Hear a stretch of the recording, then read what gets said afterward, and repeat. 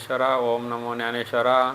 करुणा करा या दयाळा, तुमचा अनुग्रह लादोलन पवन झालो चराचरी. मी तो कळकुसरी काहीच नेनो, बोलतो वचने अतिभाविका. एका जनार्दनी तुमचा दास, त्याची आस पुरवावी.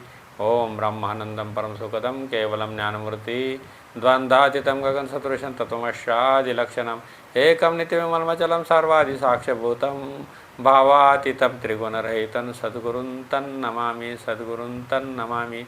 जयांच्या केल्या स्मरण, होय सकल विद्येचे अधिकरण. तेची वंदू श्रीचरण श्रीगुरूंचे ते नमस्कारुनी. आता माझ्या भावा अंतराय नको देवा, आले भागा ते करतन तुझे नाम उच्चारितो. दृढ माझे मन येथे राखावे बांधन, तुका म्हणे वाचे नाता नको फुटू देऊ फाटे. ओम नमो भगवते वासुदेवाय नमः. ओम नमो जी आद्या वेद प्रतिपाद्या, जय जय स्वसंवेद्या आत्मरूपा. देवा तूची गणेशू सकलातमती प्रकाशू, मने निवृत्ती दाशू अवधारी जिजो. मने निवृत्ती दाशू अवधारी जिजो. आपण ज्ञानेश्वरी या महान ग्रंथावर संक्षिप्त प्रत्येक अध्यायावर निरूपण करण्याचा प्रयत्न करत आहोत. त्यानुसार मागील अध्यायामधील दुसरा अध्याय आणि याच्यावर जे सांख्ययोगावर थोडासा निरूपण केलेलं आहे, तर ते सांख्ययोगावर निरूपण हे ज्ञानयोग आहे. सांख्ययोग म्हणजे ज्ञानयोग आहेत. तर त्या ज्ञानयोगाच्या आधारे भगवान श्रीकृष्णाने अर्जुनाला जे तत्त्वज्ञान जे सांगितलं, तर ते असं सांगितलं का तुझा ध्येय वेगळा आणि त्याच्यामध्ये असलेले जे उपाधीमध्ये जे गुप्त चैतन्य असेल ते वेगळे. तर अशा ज्ञानाच्या विवेकानं जर तू विचार केला, तर तू जे कर्म करतो, जे तुझी उपाधी आणि चैतन्य असे हे दोन वेगवेगळे भाग आहेत. एक जड आहे, एक चेतन आहेत. आणि ह्यांचा जर त्याचं पृथक्करण केलं, या उपाधी माझी गुप्त चैतन्य असे सर्वगत, आणि ते तत्त्वज्ञ संत शुकारेती सलिली पैजैसे एक होऊन मिनले असे, ते निवडून राजहंशे वेगळे कीजे. म्हणजे ज्ञानाच्या योगानं जर तू ह्या उपाधीमध्ये असलेलं गुप्त असलेलं चैतन्य आहेत, त्याचं जर राजहंस जसं दूध आणि पाणी वेगळं करतो, अशा प्रकारे जर त्याचं पृथक्करण केलं आणि तुला जर हे समजलं का उपाधी वेगळी आहे आणि चैतन्य वेगळे आहेत, आणि अशा पद्धतीत तुझा जेव्हा ज्ञानानं हा तुझा उदय होईल, तुझ्या बुद्धिचातुर्यानं तुझा जेव्हा त्याचा उदय होईल, तेव्हा तुला ह्या कर्म करताना या कर्माचा कोणताही त्याचं पापाचरण लागणार नाहीत. कारण अर्जुन ते युद्ध करण्यास तयार नव्हता. तर त्याच्यासाठी ज्ञानाचा आधार घेऊन ज्ञानयोगाने त्याला कर्म, देह, चैतन्य, धर्म या सगळ्या गोष्टी भगवान श्रीकृष्णाने समजून सांगितल्यात. तैशी चैतन्याच्या ठाई ये शरीरांतरे होती जाती पाही, ऐशे जाणतया नाही व्यामोह दुःख. या चैतन्याच्या ठिकाणी शरीर येतात आणि जातात, असं जर तू बघितलं तर मात्र तुला याचा काही त्याचं दुःख होणार नाहीत, असं माऊलीनं या. त्याचप्रमाणे हे पहा, चैतन्याच्या ठिकाणी निरनिराळे शरीर येतात व जातात, असं जो जाणतो त्याला भ्रांतीजन्य दुःख कधीही होत नाहीत. अशा ज्ञानयोगाच्या साह्याने भगवान श्रीकृष्णांना हे जे निरूपण केलं, त्याच्यावर माऊलीनं असं व्यवस्थित पूर्णपणे निरूपण केलं की हे उपजे आणि नाशे नासले पुनर्पी दिशे, हे घटिका यंत्र जैसे, किंवा हे उपजे आणि नाशे ते मायावशे दिशे, एरवी तत्वता वस्तू जे असे ते अविनाशीच, आणि उपसतं आणि नासतं असं हे घटिका यंत्र आहे. ते काही याच्यापासून चालू आहे आणि याच्यामध्ये काही असं जास्त काही जाण नाही, काही दिसतं, उपसतं, नासतं, असं हे मायानं भरलेलं हे जे विश्व आहेत. तर या विश्वामध्ये कसं आहे, आणि विश्वामध्ये जी तत्वता जी वस्तू आहे ती मात्र अविनाशी आहेत, बाकीचं सगळं भ्रांतीजन्य आहेत. असा एकदा जर तुझा निश्चय झाला तर तुला हे युद्ध करण्यास काहीच हरकत नाही आणि युद्ध केलंच पाहिजे. अशा पद्धती माऊलीनं किंवा भगवान श्रीकृष्णाने अर्जुनाला जे समजून सांगितलं सांख्ययोग, तो ज्ञानयोग, तर तो खूप सुंदर होता. आणि त्याच्यामध्ये हा दुसरा अध्यायाचा आपण मागल्या याच्यात निरूपण केलेलं आहे. आणि आता तिसऱ्या अध्यायामध्ये आपण बघणार आहेत. आणि या दुसऱ्या अध्यायामध्ये असं पण सांगितलं, आणि शरीर जाता आगवे हे नासवंत स्वभावे म्हणून तो झुंजावे पांडुकुमारा. हे शरीर आहेत, हे कसं आहे, नाशवंत आहे स्वभावताच, पंचमहाभूताचं आहे आणि ते नाशवंत आहे. ते त्याच्यातच त्याचं मिलन होणार आहे, पंचमहाभूतामध्ये त्याचं विलय होणार आहे. त्याच्यामुळं तुला आता जे तुझ्या समोर जे कर्म आलेले ते कर्म तू केलं पाहिजेत, आणि ते पण ज्ञानाने केलं पाहिजेत, का जेणेकरून तू कर्म करतो त्याचा करता तू नाही, फक्त कर्म करायचा तुला अधिकार आहेत, पण त्याचं फळ मिळण्याची किंवा फळाची कोणती आसक्ती न धरता तू हे कर्म कर, म्हणजे मग तुला आयताच मोक्ष चालून येईल किंवा तुझी यामागं तुझी कीर्ती मागं उरेल. अशा पद्धतीने ईश्वरानं त्याला अर्जुनाला समजून सांगितलं.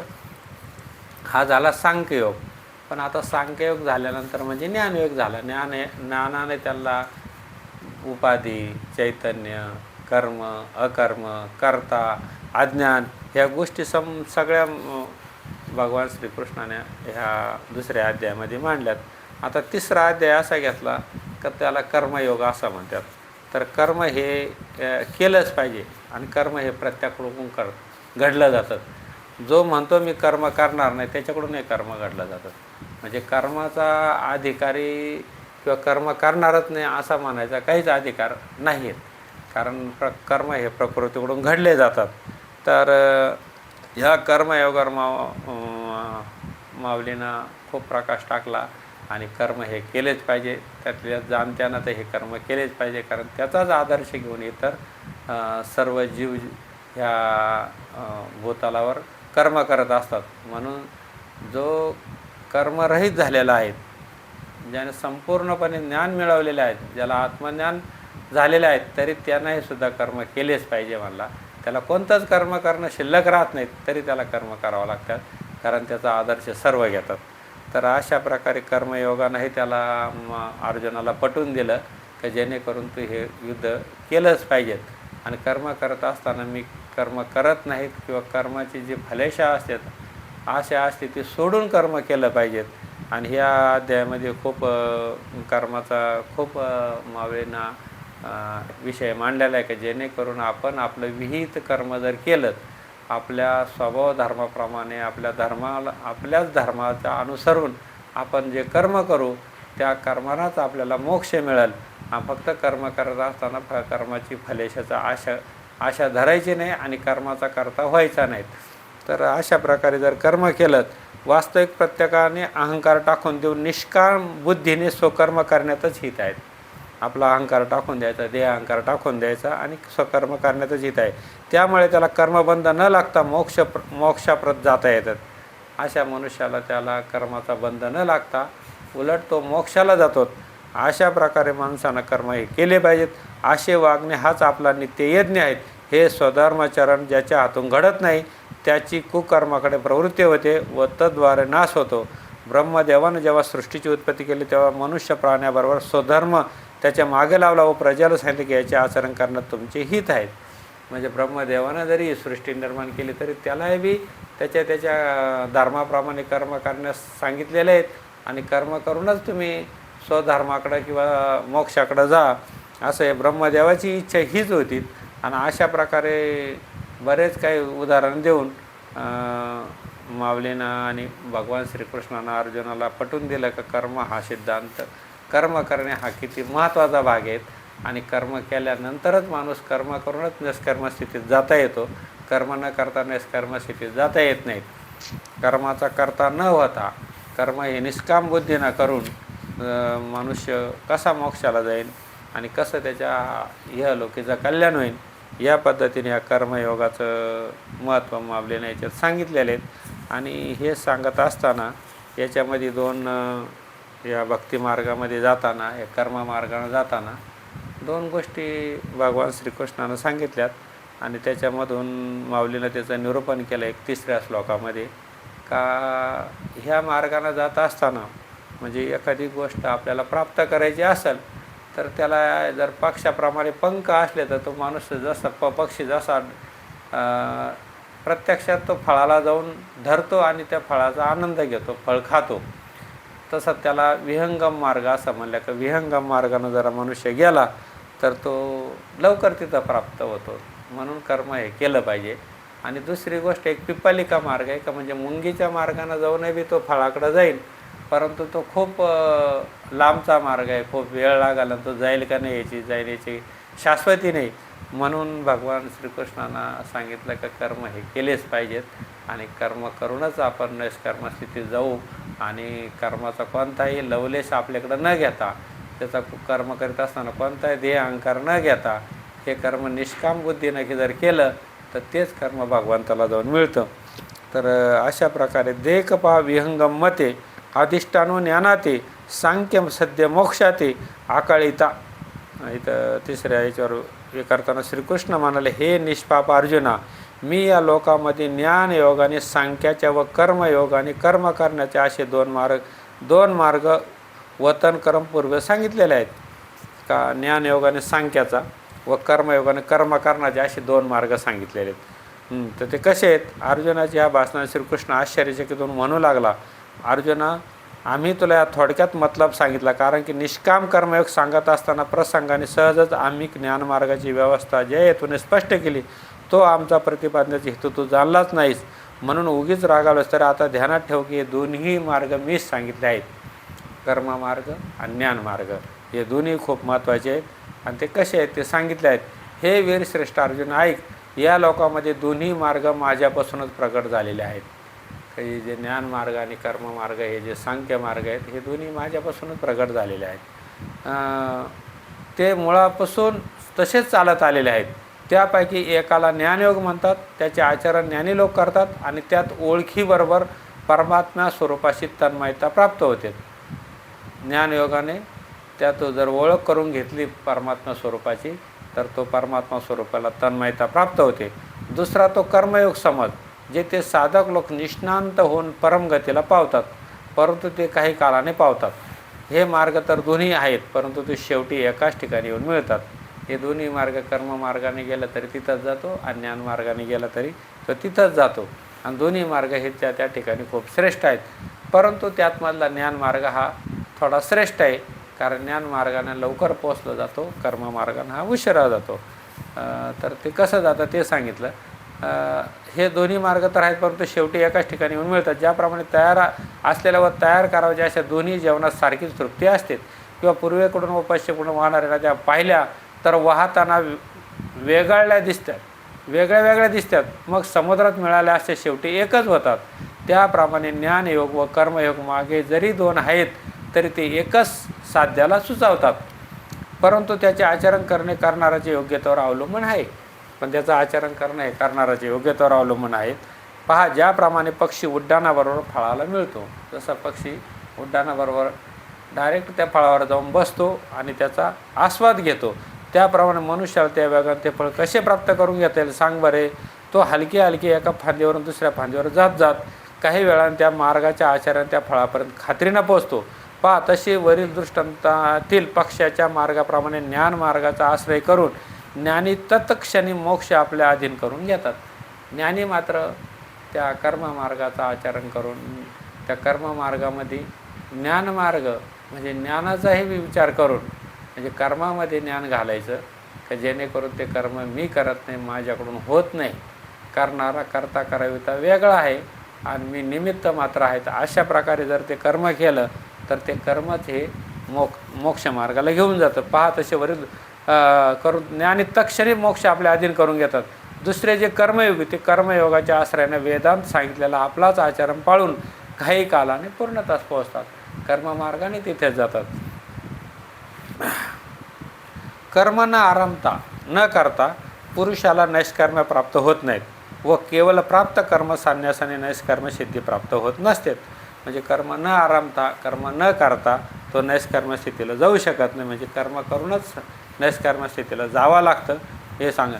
जो कर्मेंद्र नुसते आचरून मनात विषयांचे चिंतन करीत राहतो तो अत्यंत मूढबुद्धी होय, त्याला दांभिक अंश म्हणतात. म्हणजे जो कर्म इंद्रिय नुसते आवरून मनात विषयाचे चिंतन करतो, जो कर्म तर करत नाहीत आणि जे कर्म इंद्रिय त्यांचे आवरून धरतो मनात मात्र विषयाचे चिंतन करतो, तो अत्यंत मूढबुद्धी होय, त्याला दांभिक असे म्हणतात. इथं भगवान कृष्णाने 7व्या श्लोकामध्ये सांगितलं, हे अर्जुना, मनाने इंद्रियाचे नियमन करून जो आसक्त न होता कर्म इंद्रियांना कर्मयोगाला आरंभ करतो, म्हणजे कर्म इंद्रिय कर्मात राबवतो आणि त्याची योग्यता विशेष आहे. जे कर्म इंद्रिय ते कर्मामध्ये राबवतो आणि त्यामध्ये ज्ञान इंद्रिय आहेत तिथं ज्ञानामध्ये घेतो, म्हणजे बुद्धीच्या ठिकाणी बुद्धियोग आहे, मनाने निश्चय आहेत. तर असे ज्या गोष्टी आहेत तर त्या जे ज्ञानचक्षु आहेत त्यांना त्याचा उपयोग करायचा आणि कर्म इंद्रियाचा उपयोग करायचा.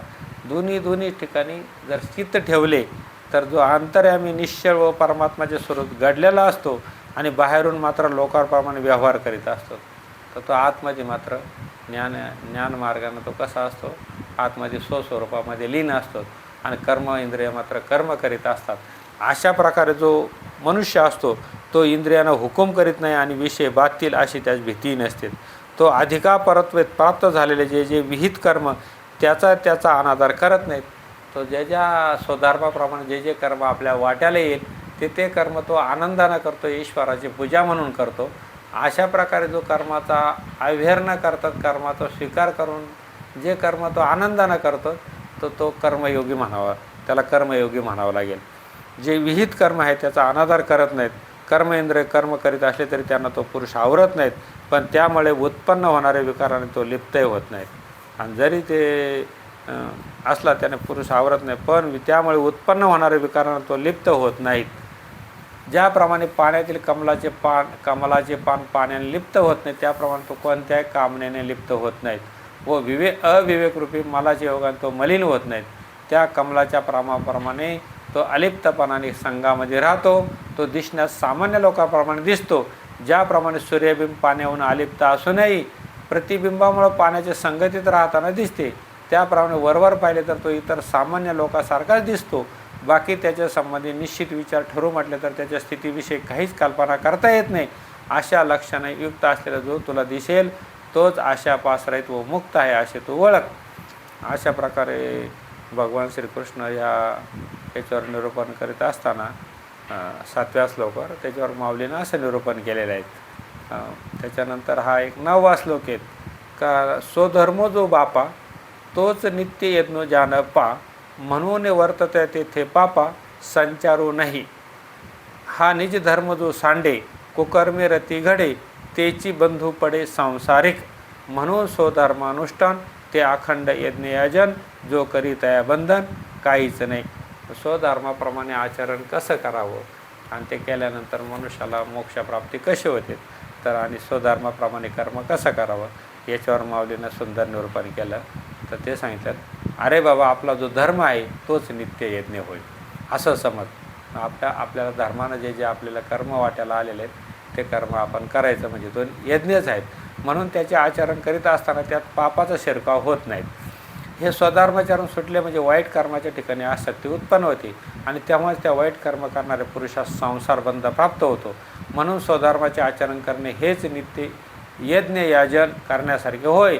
जो असे स्वधर्माचरण करतो तो केव्हाच बंधात पडत नाही. लोक आपल्या नित्य यज्ञाला चुकले म्हणून कर्माने बद्ध होऊन परतंत्र अशा देहाच्या अधीन झाले. अर्जुना, याचा संबंधाची तुला एक गोष्ट सांगतो. ब्रह्मदेवाने सृष्टीची रचना जेव्हा केली तेव्हा नित्य यज्ञ कर्मासहित सर्व प्राणी त्याने उत्पन्न केले. सर्व ब्रह्मदेवाने प्राणी उत्पन्न केलेत आणि सूक्ष्म यज्ञ कर्म सूक्ष्म असल्यामुळे ते प्राणी आपल्या कर्तव्य कर्मांना मुळीच जाणत नव्हते. यज्ञ कर्म हे सूक्ष्म असल्यामुळे ते प्राणी आपल्या कर्तव्य कर्मांना मुळीच जाणत नव्हते. त्यावेळी सर्व प्राण्यांना ब्रह्मदेवाला विनंती केली की हे देवा, ह्या लोकात आम्हाला आधार काय. तेव्हा ब्रह्मदेव लोकांना म्हणाले, तुम्हाला वर्णानुसार असा हा स्वधर्मच आम्ही सांगितला आहे, याचे आचरण करा म्हणजे तुमच्या मनातली इच्छा आपोआप पूर्ण होतील. याखेरीज तुम्हाला आणखीन व्रते व नियम करण्याची जरुरी नाही, शरीराला पीडा देण्याची जरुरी नाही व दर कोठे तीर्थाला जाण्याचे कारण नाही. योग वगैरे साधना, कामनायुक्त आराधना अथवा मंत्रतंत्र इत्यादी कर्म कदाचित कराल तर करू नका. स्वधर्म सोडून अन्य देवताच भाजवायचे कारण नाही. हे सर्व करण्याचे मुळीच कारण नाही. तुम्ही त्रास न घेता स्वधर्माचरण यज्ञ करावा. ज्याप्रमाणे पतिव्रता आपल्या पतीला एकनिष्ठेने भजते त्याप्रमाणे तुम्ही मनात कोणताही हेतू न धरता याचे आचरण करा. अशा रीतीने तुम्हाला हाच एक स्वधर्मरूपी यज्ञ आचरण करण्यास योग्य आहे. याप्रमाणे सत्य लोकाचा अधिपती ब्रह्मदेव म्हणाला, पहा, स्वधर्माचे जर आचरण कराल तर हा धर्म कामधेनूप्रमाणे इच्छा पुरवणारा होईल. मग लोक हो, ही स्वधर्मरूपी कामधेनू तुम्हालाच नेहमी सोडणार, कामधेनू तुम्हाला सोडणार नाही. म्हणजे स्वधर्माचं आचरण जर केलं तर ही कामधेनूप्रमाणे आपल्याला यश देईल आणि आपल्याला ती सोडणार नाहीत. आपल्याला जे जे इच्छा उत्पन्न येते तेच आपल्याला प्राप्त करून देईल. फक्त आचरण हे स्वधर्माचा असावा. आपला स्वधर्म कसा आहे ते माऊलीनं पुढं सांगितलेले आहेत. यज्ञाने संतुष्ट केलेले देव तुम्हाला इष्ट भोग देतील. त्यांनी दिलेल्या वस्तूचा त्यांनी न देता जो उपभोग घेतो तो चोर होय.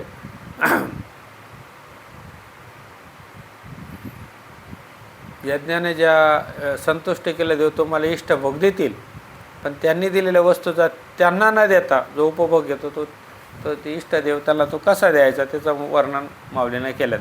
पहा, ज्याप्रमाणे सर्व सुखाचा मूर्तिमंत दैवच तुमच्या मागे शोध काढत येईल, अशा रीतीने बाबांनो जर तुम्ही एकनिष्ठपणे स्वधर्माचे आचरण कराल तर सर्व भोगांनी संपन्न होऊन तुम्ही निरीच्छ व्हाल.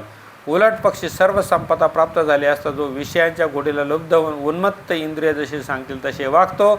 यज्ञाने संतुष्ट होणाऱ्या त्या देवाने जी ही पूर्ण संपत्ती दिली आहे त्या संपत्तीच्या योगाने स्वधर्मरूप मार्गाने जो परमेश्वरास भजणार नाही, यज्ञाने संतुष्ट होणार ज्या देवाने जी पूर्ण संपत्ती दिली आहे त्या संपत्तीच्या योगाने स्वधर्मरूप मार्गाने जो परमेश्वरास भजणार नाही, जो अग्नीच्या मुखात हवन करणार नाही अथवा देवतांचं आराधन करणार नाही किंवा योग्य वेळी ब्राह्मणांना भोजन देणार नाही.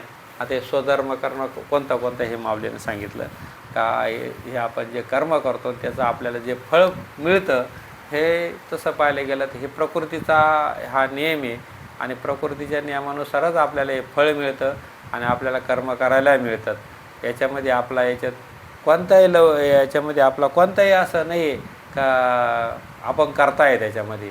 तर अशा पद्धतीने हे जे फळं मिळतात त्या फळं बी त्यांना जर आपण अर्पण न करतात तर आपणच आपल्या भोगासाठी सगळं जर उपयोग केला तर ते सुद्धा आपल्याला अधोगतीला घेऊन जातात.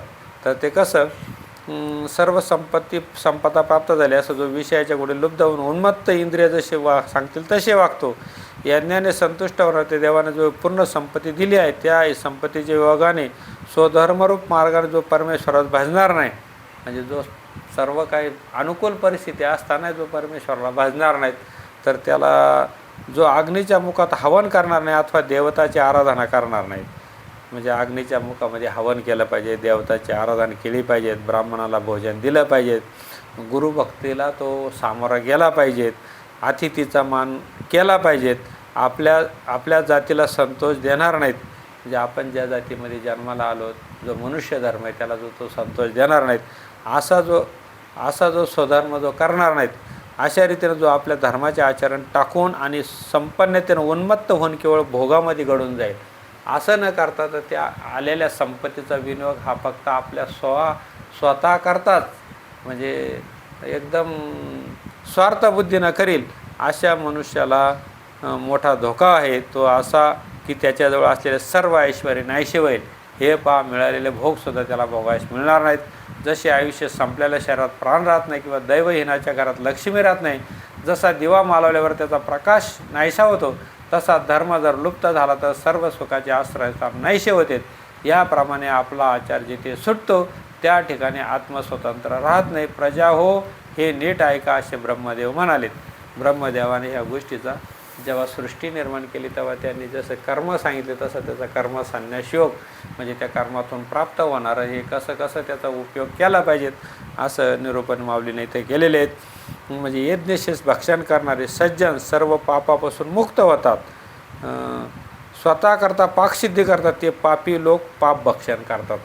आता कसं तर ते 13व्या श्लोकमध्ये माऊलीने त्याचं असं निरूपण केलं. पहा, निर्भूतिक बुद्धीने स्वधर्माचरण करण्यात जो जवळ असलेल्या संपत्तीचा विनियोग करतो, निर्हेतुक बुद्धीने स्वधर्माचरण करण्यात जो जवळ असलेल्या संपत्तीचा विनियोग करतो, गुरु गोत्र व अग्नी यांचे पूजन करतो, योग्य वेळेला ब्राह्मणाची सेवा करतो आणि पितराकरता श्राद्धादी निमित्त कर्म करतो, या विहित कर्मचरणरूपी यज्ञाने यज्ञ पुरुषाच्या ठिकाणी यजन करून जे जे यज्ञशेष सहजच राहील त्याचे त्यांचे आपल्या घरी, म्हणजे हे तो काय काय करतो यज्ञ, तर तो पितराकरता श्राद्धादी कर्म करतो, यज्ञ पुरुषाच्या ठिकाणी यजन करून जो यज्ञशेष सहजच राहील, म्हणजे गुरु गोत्र अग्नी यांचे पूजन करतो, योग्य वेळेला ब्राह्मणाची सेवा करतो, हे स्वधर्माचे कर्म सांगितले आहेत. हे स्वधर्म कर्म करतात आपल्या कुटुंबासह सुखाने सेवन करतो, ते सेव्य त्याच्या पापाचा नाश करतो. हे न करता तो फक्त आपल्या कुटुंबाचाच विचार करतो, तो इतरांचा कोणाचाच विचार करत नाहीत.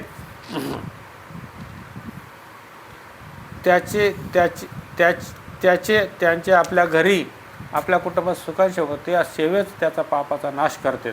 ते यज्ञातील अवशेष तो भोगतो. म्हणून ज्याप्रमाणे अमृत मिळाले असता महारोग सोडून जातात, त्याप्रमाणे पातके त्या सोडून जातात. अथवा ज्याप्रमाणे ब्रह्मनिष्ठ पुरुष आत्मभ्रांतीला इतकिंचित वश होत नाही, त्याप्रमाणे यज्ञातील तो शेष भोगणारा पापाच्या तडाख्यात सापडत नाहीत. ते सेवेच त्याच्या पापाचा नाश करतात. म्हणजे जर आपण स्वधर्मचरण जर व्यवस्थित केलं आणि उरलेलाच भाग जर आपण काही भाग आपण दान धर्म जर केला, तर आपण मिळवलेल्या संपत्तीमधून त्याचं जर योग्य त्याचा विनियोग केला, तर त्या मिळवलेली संपत्तीही आपल्याला मोक्षाला घेऊन जाते आणि आपल्याला सद्विवेक बुद्धी देते. जसं म्हणून स्वधर्माचरण जे मिळवले ते स्वधर्म करण्यातच खर्च करावे, मग जे शिल्लक राहील त्याचा संतोषानं उपभोग घ्यावा. स्वधर्म जे मिळवले आहेत ते स्वधर्मानं खर्च करावा आणि उरलेल्याला त्याचा संतोषानं उपभोग घ्यावा. अर्जुन अशा रीतीने वागण्याखरी दुसऱ्या तऱ्हेने वागू नये, अशी ही सृष्टीच्या आरंभाची कथा श्रीकृष्णाने सांगितली. आपणच देह आहोत असे मानून जे लोक विषय हे भोग्य वस्तू आहेत असे समजतात आणि ज्या या पलीकडे दुसरे काहीच कल्पना नसते, ते बरळलेले लोक आपल्याजवळ असलेली संपत्ती वगैरे सर्व काही यज्ञाची सामग्री असे न समजता त्या सर्व संपत्तीचा केवळ स्वतःसाठी भोग घेण्यास प्रवृत्त होतात. इंद्रियांना आवडतील असे चटकदार पदार्थ ते तयार करतात. ते पापी लोक या पदार्थाच्या रूपाने वस्तुतः पापास सेवन करतात असे समज. वास्तविक पाहता जेवढी आपली संपत्ती आहे ती सर्व यज्ञात उपयोगी पडणारी सामग्री असे समजावे. मग ते स्वधर्मरूपी यज्ञाने परमेश्वराला अर्पण करावे. अशा रीतीने वागवायचे टाकून पहा, ते मूर्ख लोक आपल्या स्वतःकरता नाना प्रकारचे पक्वानं तयार करतात. ज्या अन्नाच्या योगाने यज्ञ सिद्धीला जातो आणि परमेश्वर संतुष्ट होतो, ते हे अन्न कमी योग्यतेचे नाही, म्हणून ते अन्न सामान्य समजू नये. अन्न हे ब्रह्मरूप आहे असे समज, कारण की अन्न हे सर्व जगाला जगण्याचे साधन आहेत. अन्नापासून भूते उत्पन्न होतात, पर्जन्यापासून अन्नाची उत्पत्ती होते आणि यज्ञापासून पर्जन्य होतो व कर्मापासून यज्ञाची उत्पत्ती आहे. ही सर्व भूते अन्नामुळे वाढतात व आज्ञाला पाऊस चहूकडून उत्पन्न करतो. तो पाऊस यज्ञापासून उत्पन्न होतो, तो यज्ञ कर्मापासून प्रगट होतो. म्हणजे अन्न हे पावसामुळं, पाऊस हा यज्ञामुळं आणि यज्ञापासून कर्म उत्पन्न तो यज्ञ कर्मापासून प्रगट होतो आणि ते यज्ञ कशापासून होतो तर कर्मापासून प्रगट होतो. म्हणून कर्म वेदापासून उद्भव पावले असे जात आणि परमात्मा वेदाचे कारण आहे. म्हणून सर्वव्यापी सर्व विषयाचे प्रकाशन करणारा वेद यज्ञामध्ये नित्य स्थिर आहे. म्हणजे वेदाने चित्तशुद्धी करता यज्ञ म्हणजे विहित कर्म करावे असे सांगितले आहेत. यज्ञ म्हणजे आपल्या वाट्याला आलेली विहित कर्म करणे हाच यज्ञ आहे, दुसरा कोणता यज्ञ नाही. आणि वेदरूपी ब्रह्म हे कर्माचे मूळ आहेत. दूर व जवळ असणारे जे ब्रह्म ते वेदांना उत्पन्न करते, म्हणून या स्थावर जंगामध्ये विश्व ब्रह्मात गोवलं आहेत. अर्जुन ऐक, परंतु मूर्तिमंत कर्मरूपी यज्ञामध्ये वेदांचे निरंतर राहण आहेत. याप्रमाणे अर्जुना सुरू केलेल्या चक्राला अनुसरून जो इहलोकी वागत नाही व इंद्रियामध्ये रममान होतो, त्याचे आयुष्य पापमान वय तो व्यर्थ जगतो. माऊलीनं सांगितलं बा, स्वधर्माचरण न करता जो जगतो तो पापी आहेत आणि जो स्वधर्माचरण करून जगतो तो मनुष्य सुखी आहेत आणि तो स्वर्गलोकाला तो मोक्षाला जातो. असं या 16व्या श्लोकाचं निरूपण आहे.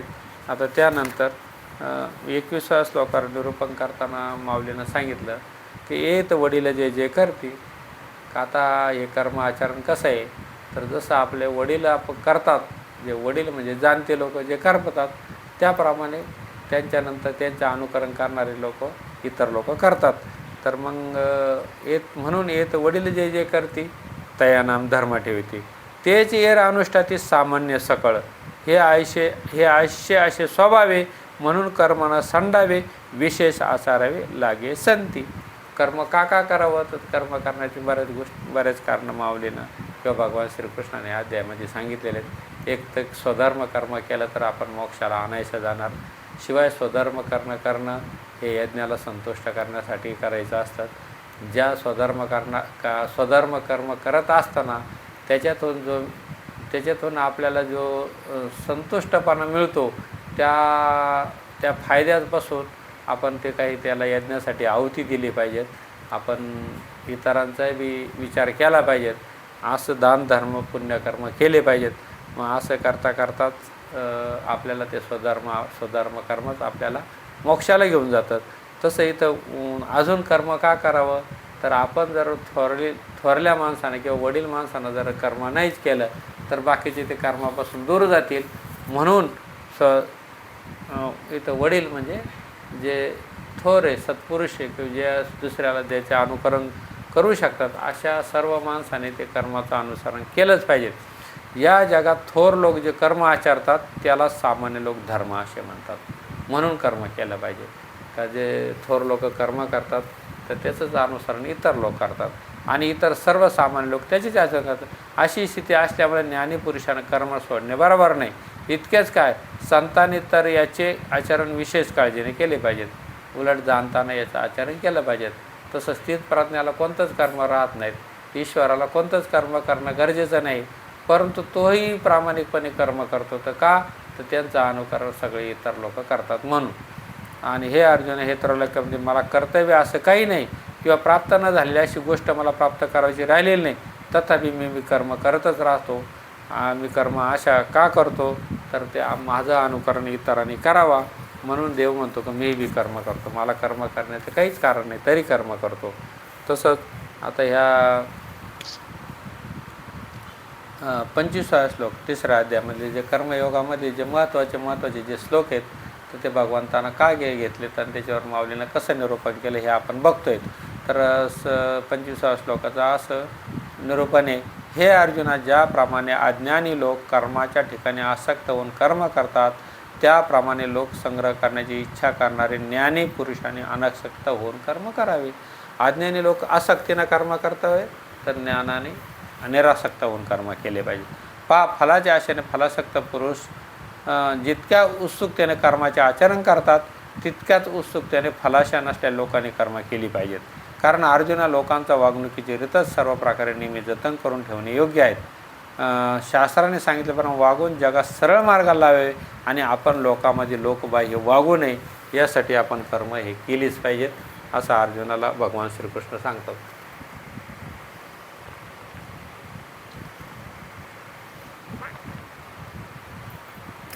आता 27व्या श्लोकावर भगवान श्रीकृष्ण सांगतात, प्रकृतीच्या गुणाने सर्व कर्म केली जातात. असे असता अहंकाराच्या योगाने ज्याचे मन मोहित झाले, असा पुरुष या कर्माचा मीच करता आहे असे म्हणतो. आता इथं सगळ्यात महत्त्वाचं आहे, हे संपूर्ण जे कर्म घडतात ते प्रकृतीच्या गुणाने घडतात. त्या कर्म केल्यानंतर त्याचा जो मोबदला मिळतो ते बी प्रकृतीच्या गुणांनाच मिळतो. त्याच्यामध्ये आपला काही बी आपलं योगदान नाही. आणि पण अहंकारी मनुष्य काय करतो, का त्याला असं वाटतं का मीच ह्या कर्माचा करता आहेत. हे सगळ्यात महत्त्वाचा भाग असेल तर या 3ऱ्या अध्यायामध्ये आहे का प्रकृतीमुळं कसे आपल्याला त्याचा मोबदला भेटतो आणि आपण त्याला काही कारण नाहीत, त्याला कारण प्रकृती आहेत आणि इकडं मात्र कोणीच लक्ष देत नाहीत. त्याच्यामुळं सामान्य माणूस काय करतो, थोडासा जरी एखाद्या कर्माचा मोबदला मिळाला तर तो माझ्यामुळं मिळाला, मीच केला आणि तो स्वतःच करता होऊन बसतो आणि असा अहंकाराचा करताच त्याला अधोगतीला घेऊन जातो, नरकाला घेऊन जातो. ह्या 3ऱ्या अध्यायामधील हा खूप गूढ भाग आहेत. अर्जुना, पहा, दुसऱ्याचे ओझे आपण आपल्या शिरावर घेतले तर आपण त्या भाराचे दडपले जाणार नाही का? सांग. तसे प्रकृतीच्या गुणाने जे बरे वाईट कर्म होतात, प्रकृतीच्या गुणामुळे बरे वाईट कर्म होतात, ते अज्ञानी मनुष्य बुद्धिभ्रंशामुळे मी करतो असे म्हणतो. अशा रीतीने देहांकार धरणारा व स्वतःस मर्यादित समजणारा जो मूर्ख, त्यास हे गूढ तत्त्वज्ञान उघड करू नयेत. हे राहू दे अर्जुना, आता तुला हिताची गोष्ट सांगतो, ती तू चित्त देऊन ऐक. आता बघा, मूढ माणूस काय करतो, देहांकार धरतो आणि हे सगळं मी करतो असा म्हणतो, पण त्याला हे माहीत नाही की हे कर्म हे प्रकृतीच्या गुणामुळं घडतात आणि प्रकृतीच्याच सत्याने घडतात. परंतु तो त्याचा विचार न करता तो देहांकार धरतो आणि त्याचा करता मी होतो आणि अशा रीतीनं तो काय करतो, तो अधोगतीला जातो. आणि अशी गोष्ट हे तत्त्वज्ञान गूढ आहेत, माऊलीने इथं स्पष्ट उल्लेख केला. त्याशी गूढ तत्त्वज्ञान उघड करू नयेत. हे राहू दे अर्जुना, आता तुला हिताची गोष्ट सांगतो. ती अशी की ज्या प्रकृतीच्या गुणापासून हे सर्व कर्मे उत्पन्न होतात तिच्याशी ब्रह्मनिष्ठाचे तात्पर्य नसते. ते देहाचा अभिमान टाकून गुण व गुणापासून उत्पन्न होणारे जे कर्म त्याचे उल्लंघन करून देहामध्ये उदासीनतेने राहतात. बघा, आता योगी संत लोकांची व्याख्या सांगितली. ते देहाचा अभिमान टाकून गुण व गुणापासून उत्पन्न होणारे जे कर्म त्याचे उल्लंघन करून देहामध्ये उदासीनता राहते. म्हणून सूर्याच्या प्रकाशात जरी प्राणीमात्राचे सर्व व्यवहार होतात तरी सूर्य हा त्याच्या कर्मानं जसा लिप्त होत नाही तसे हे शरीरधारी जरी असले तरी ते कर्मबंधाच्या ताब्यात जात नाही. आता माऊलीनं अजून एक सुंदर असं उदाहरण दिलं. सूर्यप्रकाशामध्ये मनुष्यानं कर्म केले तर जसं तो सूर्य त्याच्यामध्ये काही लिप्त होत नाहीत तसंच त्यांच्या कर्माने जसं लिप्त होत नाही तसे हे शरीरधारी जरी असले तरी ते कर्मबंधाच्या ताब्यात जात नाहीत. तरी शरीरधारी हा कर्मबंधाच्या ताब्यात जात नाहीत, पण हे अज्ञानीला कळत नाहीत. प्रकृतीजन्य गुणाने मोहित झाले लोक गुणाच्या कर्माच्या ठिकाणी आसक्त होतात. सर्वज्ञ पुरुषांनी त्या असर्वज्ञ मंदबुद्धी पुरुषांना चालवू नयेत. या जगात जो प्रकृतीच्या तावडीत सापडून गुणाने वश होऊन वागतो तोच कर्मात बद्ध होतो. गुणाच्या योगाने इंद्रिय आपापले व्यापार करतात. त्या दुसऱ्याने गुणाने केलेल्या कर्माचा कर्तेपणा जो बळच आपल्याकडे घेतो तो कर्मात बद्ध होतो. म्हणून चित्तवृत्ती माझ्या ठिकाणी ठेवून माझ्या ठिकाणी सर्व उचित कर्मे समर्पण करून निरीच्छ व निरंकार होऊन संशयरहित असा तो युद्ध कर. म्हणजे कोणतेही कर्म करत असताना तो संशयरहित होईल. तुझी चित्तवृत्ती शांत ठेव आणि ह्या कर्माचा करता तू होऊ नको. ते कर्म करत असताना तू त्या योगेश्वर भगवानाला, ईश्वराला, त्या युनिव्हर्सल सत्तेला तू समर्पण हो आणि त्याला तू ते कर्म केलेले वहा समर्पण करून ते निरीच्छ व निरंकार होऊन त्या कर्माचा करता होऊ नको. अशा प्रकारे तू संशयरहित होऊन जर तू कर्म केले, तू युद्ध केलं तर तुला ह्या संपूर्ण मोहबंधातून तुझी सुटका होईल. अशा प्रकारे माऊलीनं ह्या 30व्या श्लोकावर असं निरूपण केलेलं आहे. तू केवळ देहसक्त होऊन राहू नकोस, सर्व कामनांना टाकून दे आणि मग सर्व भोगांचा यथाकाली उपभोग घे. आता तू आपल्या हातात धनुष्य घेऊन या रथावर चढ आणि आनंदाने वीरवृत्तीचा अंगीकार कर. या जगात तू आपली कीर्ती रूढ कर व आपल्या धर्माचा मान वाढव आणि पृथ्वीला या दुष्टांच्या वजापासून सोडव. आता अर्जुना संशय टाकून दे आणि युद्धाकडे लक्ष दे. या प्रसंगी युद्धाशिवाय दुसरी गोष्ट बोलू नकोस. अशा प्रकारे भगवान श्रीकृष्णांना कर्मयोग कसा श्रेष्ठ आहेत हे समजून सांगण्यासाठी माऊलींना किती दृष्टांत दिलेत. भगवान श्रीकृष्णाचे ज्या श्लोक आहेत त्याच्यावर निरूपण करताना माऊलींना याच्यावर किती विस्तृत स्वरूपामध्ये निरूपण केलेले आहेत. आणि अर्जुनाला कसं तो मोहसक्त झालेला आहे, त्याला सांख्ययोग म्हणजे ज्ञानयोग, आता हा कर्मयोग हे सांगितलेत. आणि त्याच्या ह्या कर्म करत असताना तो कसा वेगळा आहे. ज्ञानाचा विचार जर केला तर तू करता नाही आहेत आणि तू देह नाही आहेत आणि तू त्या देहापासून वेगळा आहेत. असं सगळ्या गोष्टी याच्यामध्ये आपल्यासारख्या सामान्य माणसासाठी माऊलीनं आणि भगवान श्रीकृष्णानं उद्धवाचं निमित्त केलं, पण सांगितलं मात्र आपल्यासारख्यालाच का आपण जे कर्म करतो ते कर्म कसा आपलं जो अस्तित्व आहे, आपलं जे अधिष्ठान आहे ते ईश्वरच आहेत आणि त्या ईश्वराची जर ओळख करून घेतली तर कर्म करणारा आपण नाही आहेत हे आपल्याला सतत जाणवतं. कारण कर्म करणारा आपल्याकडून त्या कर्माचं जो फळ देणार आहे ते प्रकृती आहे आणि कर्म करून घेणारा आपण करता नाही. तर अशा या दोन्ही गोष्टींचं जर आपण ध्यानात जर घेतलं तर ह्या कर्माचा करता आपण होऊ शकत नाहीत असं लक्षात येतं. आणि अशा प्रकारे ह्या 3ऱ्या अध्यायामध्ये कर्मयोगामध्ये माऊलीनं जे निरूपण केलं तर हे आपण 30व्या श्लोकापर्यंत बघितलं. तर इथून पुढलं जे निरूपण आहे ते आपण पुढल्या भागामध्ये बघू आणि तुर्तास आपण येथेच थांबू. जय हरी. जय हरी जय हरी.